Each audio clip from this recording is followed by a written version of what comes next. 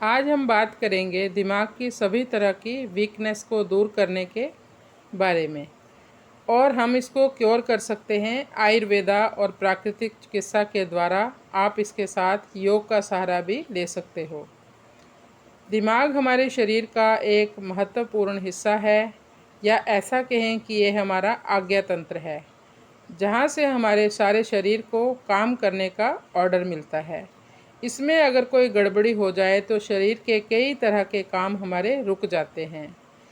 दिमाग में अगर कोई भी हमारे रुकावट आ जाए, कोई गड़बड़ी हो, तो यादाश्त की कमज़ोरी होगी, लकवा मार जाएगा, मिर्गी होगी, पागलपन के दौरे पड़ने लगेंगे, अल्जाइमर हो जाएगा, मंदबुद्धि या अनेक तरह की न्यूरो समस्याएं उत्पन्न होती हैं। यह रोग बहुत ही कष्ट देते हैं और आज एलोपैथी में इनके लिए अधिकतर नींद की दवाइयाँ ही दी जाती हैं, जबकि आयुर्वेद में उसके लिए कई तरह की दवाइयाँ हैं।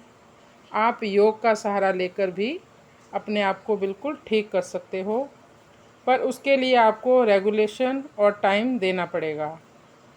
और अगर नहीं तो आप आयुर्वेद का भी सहारा ले सकते हो। आज हम आपको इसके लिए कई औषधियों के बारे में बताएंगे, आप इनको नोट भी कर सकते हो।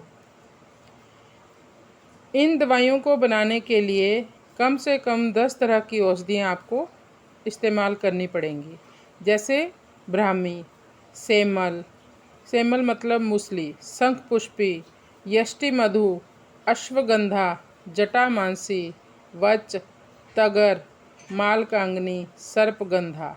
ब्राह्मी को आयुर्वेद में दिमाग का राजा कहा गया है। इससे अगर कोई मंदबुद्धि भी हो उसको भी हम क्योर कर लेते हैं।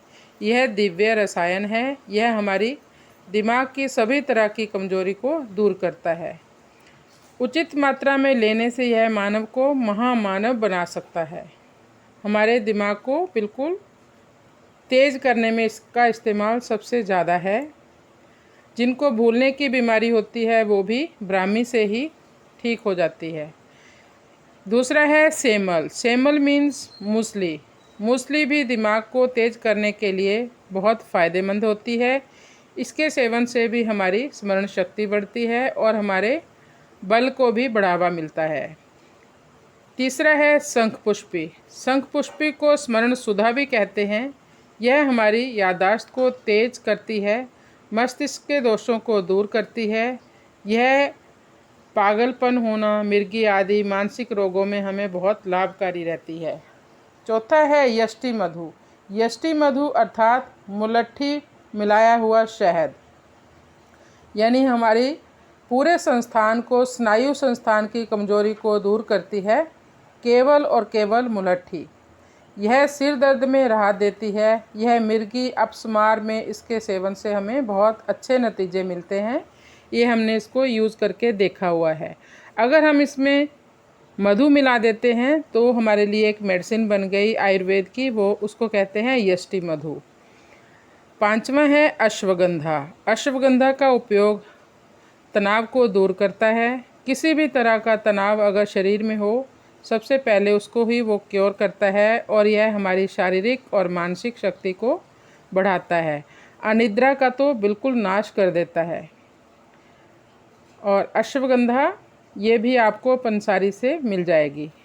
फिर है जटामांसी। जटामांसी हिस्टीरिया, मिर्गी, अपस्मार, सिर दर्द और हाथ पैरों के कंपन में बहुत फ़ायदेमंद होता है। इसके अलावा यह हमारे हाई ब्लड प्रेशर, बेहोशी और कमजोरी इत्यादि रोगों में बहुत लाभकारी है। जो लोग नींद में चलते हैं उनके लिए भी यह बहुत फ़ायदेमंद है। आपने कई बार सुना होगा कि रात को हमारा कोई रिलेटिव या हमारा कोई घर का ही परिवार का कोई मेंबर नींद में चलने लगता है और उसको पता ही नहीं होता इन चीज़ों के बारे में। वो क्या होता है, उनके दिमाग में कमजोरी होती है।